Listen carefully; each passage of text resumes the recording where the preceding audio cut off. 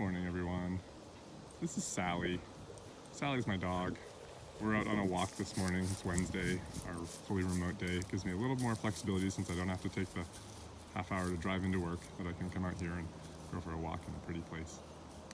I was just thinking about systems and our discussions of systems in science and how easy it is to find systems pretty much anywhere. There's one right there, a system we call Sally.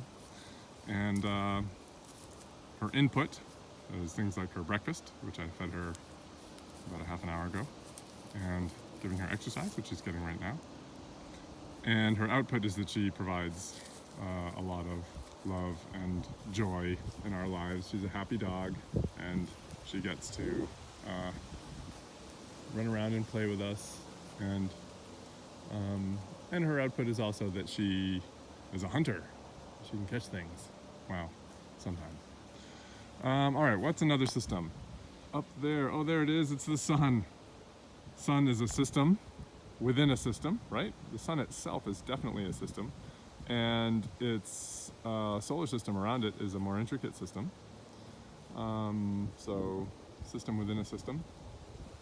Here we have an apple tree, right? This is an old orchard where I'm walking around. There are a number of trees. Some of them are planted, some of them are wild. And this one, these apples are actually kind of edible. Sally's looking for apples right now. You can see she likes to eat apples when she finds them every now and then. She's an apple connoisseur like me. Oh, she got one. And here's a pine tree, Maine State tree, right? I know it's a white pine tree. White pine is Maine State tree. There are other kinds of pine that are not Maine State tree. But this is a white pine. I know it's a white pine because its needles grow in bunches of 5. If you isolate those bunches of needles, see how they're growing out of the branch in bunches? There are 5 of them, and the word white, W-H-I-T-E, has 5 letters. So I know this is a white pine, and it's also a system, right? There's its trunk. Those needles are leaves where it receives energy from the sun, and it produces oxygen for us to breathe, along with all the other plants around, and we produce carbon dioxide to help it breathe. Anyway, so you can think of that as a system as well, with many parts, and there are subsystems in there, right? Any living thing is made up of cells. We'll be talking about that shortly, and each cell is a subsystem in itself. So lots of things going on there. So there are just a handful of things that I described. Oh, wait, through the trees, I don't know if you can see the sparkle right there. I'm zoomed all the way in.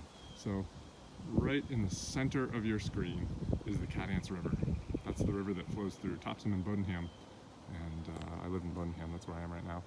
And the Cadance River, there we go. I think you can see the sparkle a little bit if I move back. The Cadance River is a system in itself. It flows, it's fed, its input would be feeding streams upriver, and its output would be into Merrymeeting Bay, which is out that way, and eventually the Atlantic Ocean. So within the river are lots of subsystems. There are sturgeon and stripers, which we see jumping fairly regularly on the river. I could see them surfacing just this morning when I got out of my car. And so that's a system as well to explore. Structure, what it is, the river has a very different structure than, say, the apple tree or my dog. But it definitely has a structure with lots of things to describe. And its function is very different than the pine tree or the apple tree or my dog or this beautiful meadow that we're walking in right now.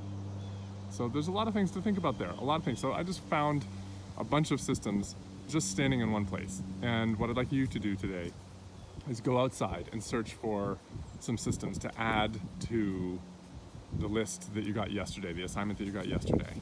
If you only find one and you really do a nice job of describing its structure and functions and input and output, then that's great. Look for subsystems too. See if you can find a system with subsystems within it. That's always fun. Okay, say goodbye to Sally. She's got another apple. This has been a good morning for her. Say goodbye to Sally. Sally, say goodbye. That's her way of saying goodbye. And we'll see you at Hangout. You've probably already been to Hangout by the time you're watching this. But anyway, have a great Wednesday.